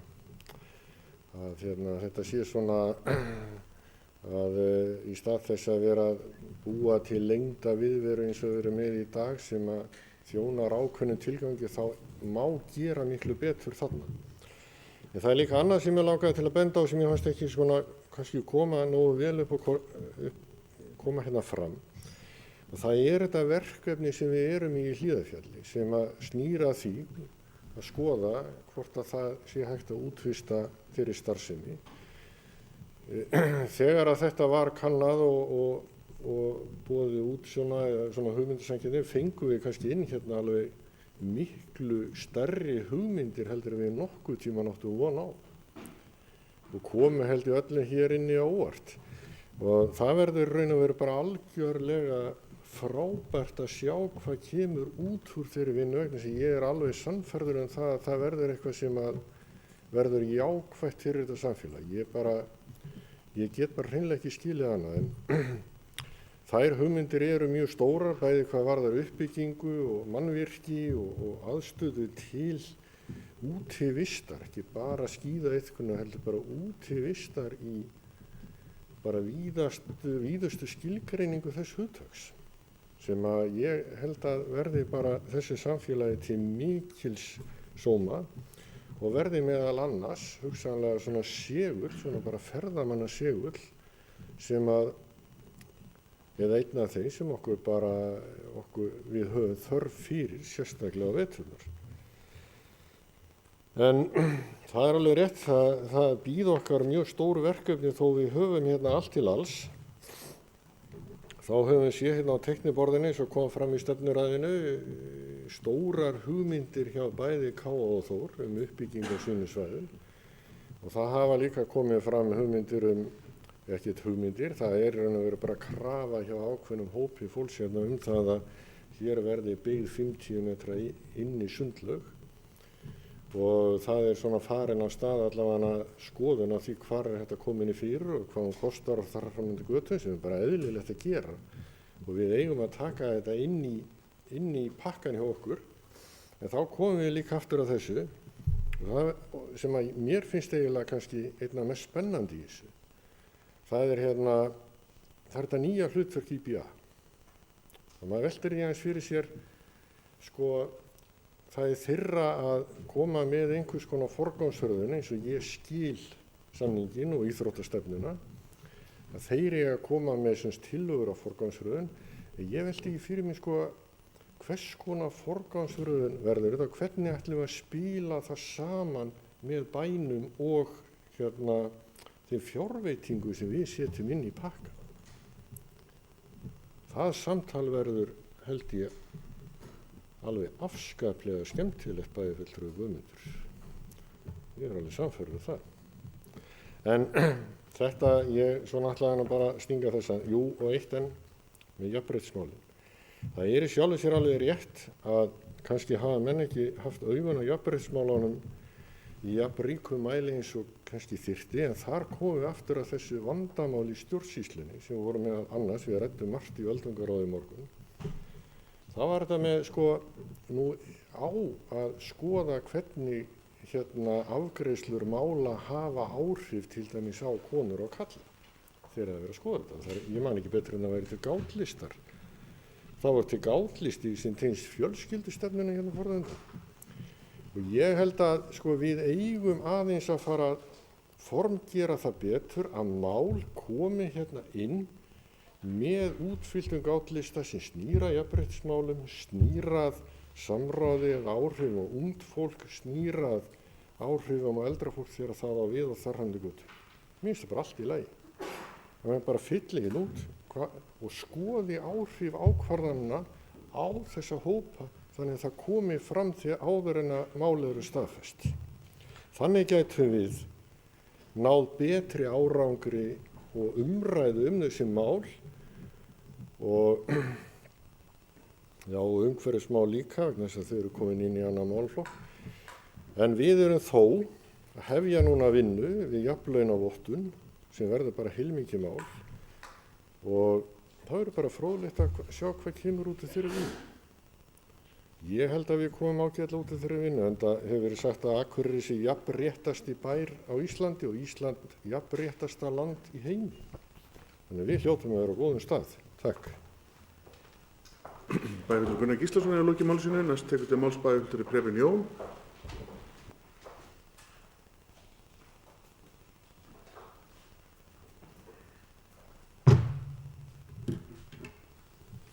Forseti, bæjarfulltrúar. Það er alltaf pínu gaman ef maður hittir einhverja strengi sem rífur hlutin eitthvað í gang. Nú, ég hef alltaf og er mjög stoltur af bænum minn. Það er gott að búa á Akureyri. Það er gott að ala upp börn á Akureyri.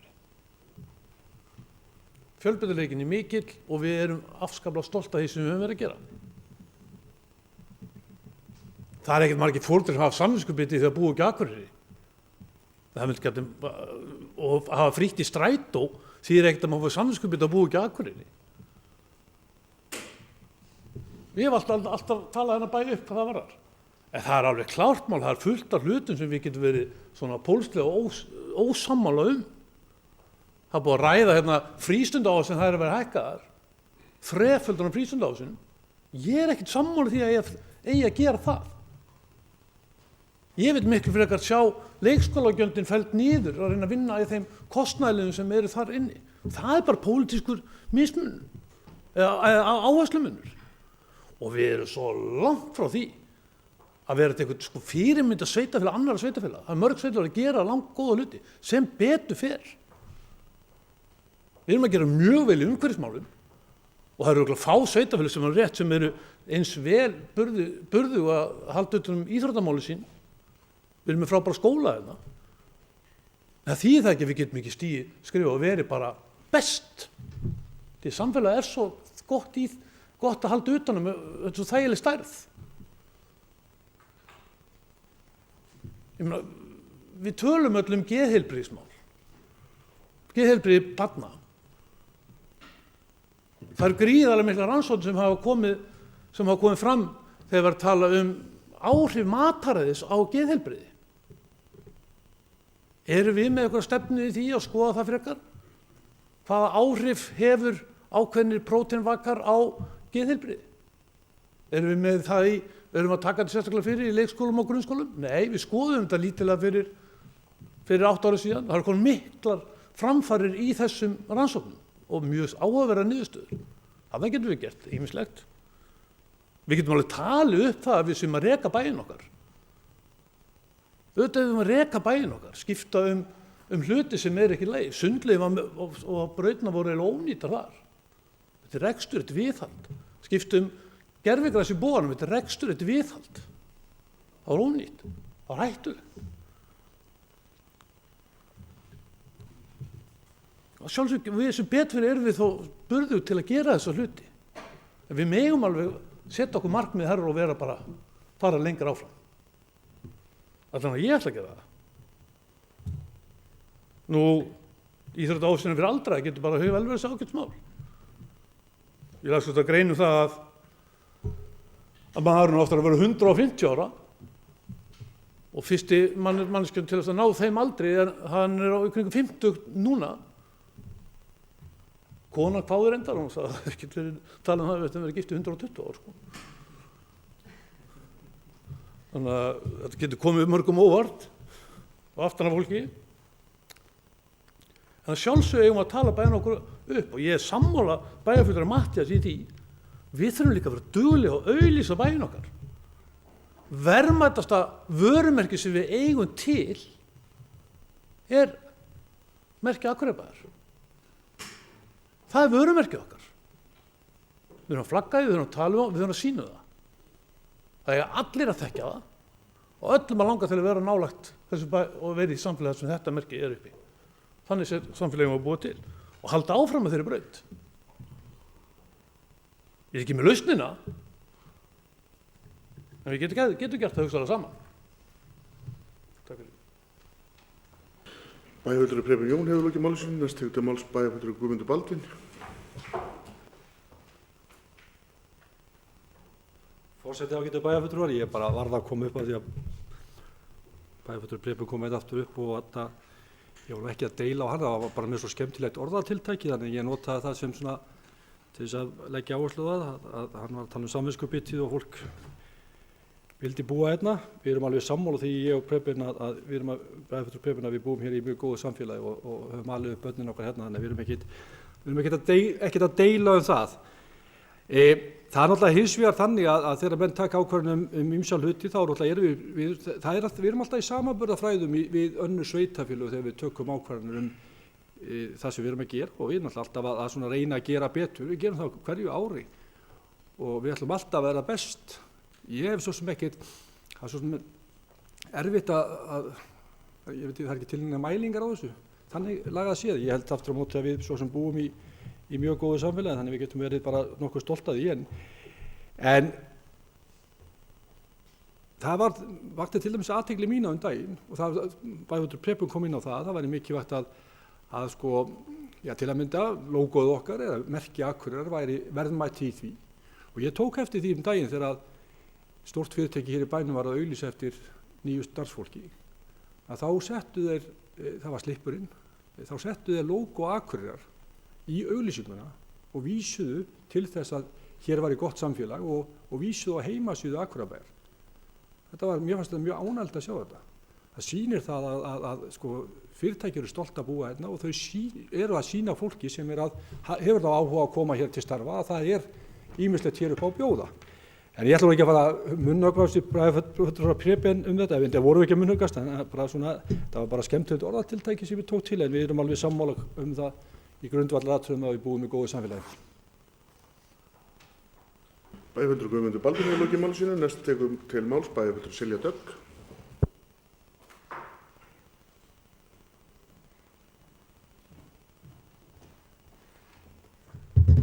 Forseti, ágætu bæjarfulltrúar. Ég ætlaði svona aðeins að fara yfir það sem rætt hefur verið hérna í pontu og svara því sem ég get svarað og ég mun kannski hoppa svona fram og tilbaka því ég verði að fyrirgefa það.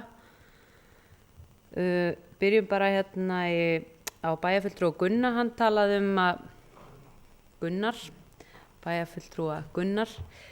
En áður en ég byrja honum þá mundi ég eftir því þegar ég settist hérna niður eftir ég var með þessa stuttu ræðu að það ég gerði smá byrjandamistök eftir 4 ár í bæjarstjórn og það var að þakka starfsmönnum fyrir gott samstarf, þannig að ég ætla að þakka Kristíni, Ölf og Ellert og öðrum starfsmönnum samfélagssviðs að sjálfsögðu fyrir mjög gott samstarf. En aftur að bæjarfulltrúa Gunnari, að hann spurði út í forvarnafulltrúana, þessi 2 auka stöðugildi sem við bættum við á síðasta ári og hverju það hefur skilað sér, og ég held að svarið sé að það hefur skilað helling, og starfsmenn á deildinni þau hafa talað það, og að þetta hafi verið mikil bót fyrir þau að fá inn þessa 2 starfskrafta, og við vitum að það er aukinn vandi á meðal barna og unglinga, og án þessara stöðugilda þá hefðu ekki náð til eins margra barna, og þannig að þetta hefur skilað sér mjög miklu, og ég held við getum hafa verið stolt af því að hafa bætt inn á þessu sviði og brugðist við þegar þurfti. Hann spurði einmitt að af hverju fræðslusvið hefði ekki verið boðið á fundin með velferðarráði og lögreglunni, og það er eiginlega engin ástæða. Ég bara tek undir það að við munum boða þau næst. Þetta var ákveðið að gera þetta svona núna, og það var svo sem ekkert sérstaklega rætt að bjóða fræðsluráði, en svona eftir að hyggja þá hefði það verið bara mjög sterkur leikur, og auðvitað áttu þau heima þarna eins og hinn 2 ráðin. Og varðandi íþróttafulltrúa og hvernig störf hans munu breytast, ég til að byrja með þá ímynda ég mér að þessi breyting taki nú smá tíma, eins og allar breytingar og innleiðingar á nýju vinnumhverfi, og hann er náttúrulega að vinna að mörgum öðrum verkefnum heldur bara samskiptum við íþróttafélagum og forgangsröðum þar, og ég hef bara engar áhyggjur og honum muni vanta verkefni, og til dæmis höfum við rætt það að hann setji meiri kraft í heilsueflandi samfélagi og þá innleiðingu, þannig að það getur þá einbeitt sér meira að því, og það er eitthvað sem við viljum gera. En svo datt mér í hug út af við vorum að tala varðandi og höfum oft talað í bæjarstjórn með frístundaskólan og það fyrir börnin, og hvernig við getum einhvern veginn samnýtt bara frístundina sem er að mörgu leyti svona, ég veit ekki hvort ég þora að segja þetta, en ég ætla samt að gera mörgu leyti geymsla fyrir börnin. Það er ekkert starf mikið eftir skólan í frístundinni, og við höfum rætt hvernig við getum stytt vinnudaginn þeirra og reynt að koma íþróttunum inn, en einhvern veginn, allavega mín upplifun sú að þetta verkefni virðist einhvern veginn alltaf verið of stórt. Það er of mörg félög og of margir þættir, og allavega fallast mér oft hendur þegar ég byrja bara að tala um þetta, og mér datt í hug bara áðan, og ég ætla að viðra þessi hugmynd og það var hvað með að afhenda bara starfsmönnum Rósenborg frístundina. Nú er ég ekki búin að skoða þetta lengra heldur en bara þetta, og út af við erum að tala um að börn séu það er meiri vanlíði í skólum, og það þarf að vinna meira með sjálfstraust og sjálfsþekkingu. Mér finnst einhvern veginn vera tækifæri þarna. Ég ætla nú að bara segja það hér að ég mun skoða þetta frekar, en ég held að þetta sé eitthvað sem gæti verið gott, og þá værum við þá að vinna kannski meira með, eins og ég segi, vinna meira með sjálfið á börnunum og forvarnir í frístundinu, og byrja bara á 6 ára börnum. Ég held að það sé tækifæri þarna, og ég held við ættum að skoða þetta frekar. Varðandi gátlistan, það er til gátlisti fyrir þegar að vera að taka ákvarðanir, þá er til gátlisti sem tengt því hvort sé búið að huga að hvort sé búið að huga að því að tekið hafi verið tillit til með bæði kynin, en hann hefur rauninni kannski ekki verið nýttur eins vel og við höfum viljað, eða ekki notaður. En það er einmitt það sem að þróunarfulltrúa eða starf hans átt að gera. Það var að passa það að þessi gátlisti yrði fylltur út við allar ákvarðanir, og þess vegna þurfum við bara að setja enn meiri kraft í að innleiða þróunarleiðtogana til þess að fylgja þessu betur eftir. Og ég, eins og bæjarfulltrúi Guðmundur kom inn áðan, þá var ég náttúrulega mjög skeptísk á að setja þessi ráð saman á sínum tíma, og sérstaklega út því ég hafði áhyggjur einmitt af þessum af jafnréttismálunum og meðal annars og þessum og forvarnarmálunum annað, og ég held að núna er ég horfið tilbaka, og þið sem þekki mig og hérna vitið að jafnréttismál eru til dæmis mjög eiga mjög stóran part af mínu hjarta og vill alltaf setja það einhvern veginn í fyrsta sæti en það hefur samt kannski ekki gengið eins vel og ég hefði viljað en hafandi sagt það að þá eru við Kristinn, starfsmaður þessi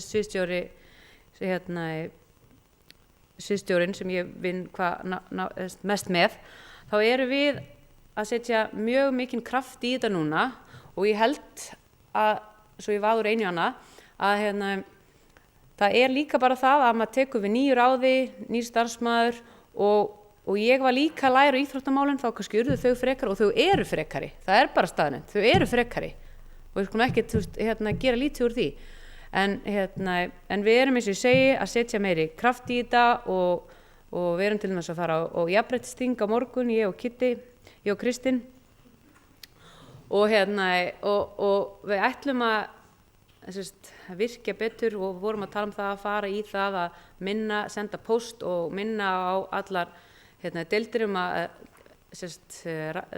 skipa þróunarfulltrúa, eins allar nefndir að skipa þróunarfulltrúar og þessi nýji starfsmaður sem var verið að ráða og byrja núna 15. mars, hún með reynslu í jafnréttismálum, þannig að ég bindi mikla vonir við að fá hana líka þannig inn og já, þannig að ekki það að Kitty hefur staðið sig mjög vel í þessum málum líka. Kristinn fyrirgefiði. Bæjarfulltrúi Dagga kom inn á varðandi öldungaráð. Dagbjört, guð minn góður, afsakið.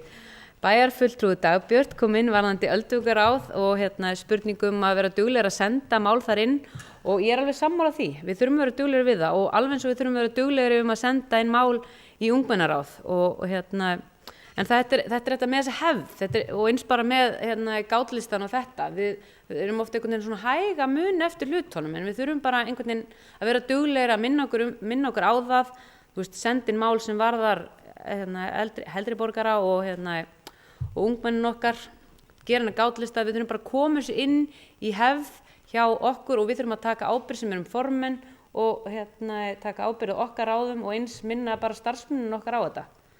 Þannig að ég held að við getum öll bætt okkur í þessu.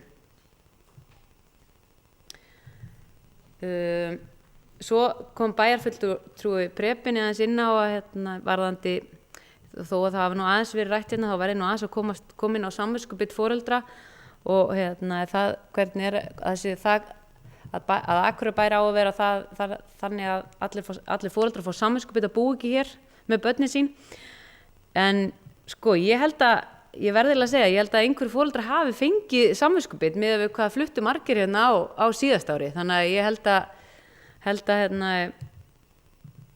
það hvað bærinn flottur og hvað við erum með flott starf fyrir íþróttir, flott mannvirki og margt svo flott og við erum hérna á Akureyri þannig ég held að margir hafi bara horft til þess og ákveðið að koma til Akureyrar til að búa og margir voru að koma aftur heim. Eitthvað það sem dregur fólkið aftur tilbaka. Já, svo í sammála bæjarfulltrúa Sóley varðandi að við höfum flottustu aðstöðu á landinu hérna í bænum í mannvirkjum eins og ég kom inn á áðan og hún talaði einmitt líka jafnréttismálin sem ég var nú eiginlega búin að svara og ég ætla bara að ítreka það að það eitthvað sem við erum að fara að setja í forgang núna. Og já, svo var það rammaskipulagið á stígagerð. Bara bæjarfulltrúi Tryggvi hlakka til að setjast niður með þér og við eigum þetta samtal og ég sammála því að það hefur alveg mátt vanta það sem að ráðin skarast helling þannig að við bara bætum okkur í því og tökum bara kaffibolla fljótlega og já þá held ég bara að verða búin að svara öllu og ég held að sé engin fleiri á mælendaskrá þannig að ég allavega ef ekki þá þakka ég bara rosalega góðar samræður það var mjög skemmtilegt að hlusta á okkur og ég var ánægð með hvernig umræðurnar fóru fram hérna í dag. Takk fyrir. Bæjarfulltrúi Silja Dögg hefur lokið máli sínu og orðið er laust.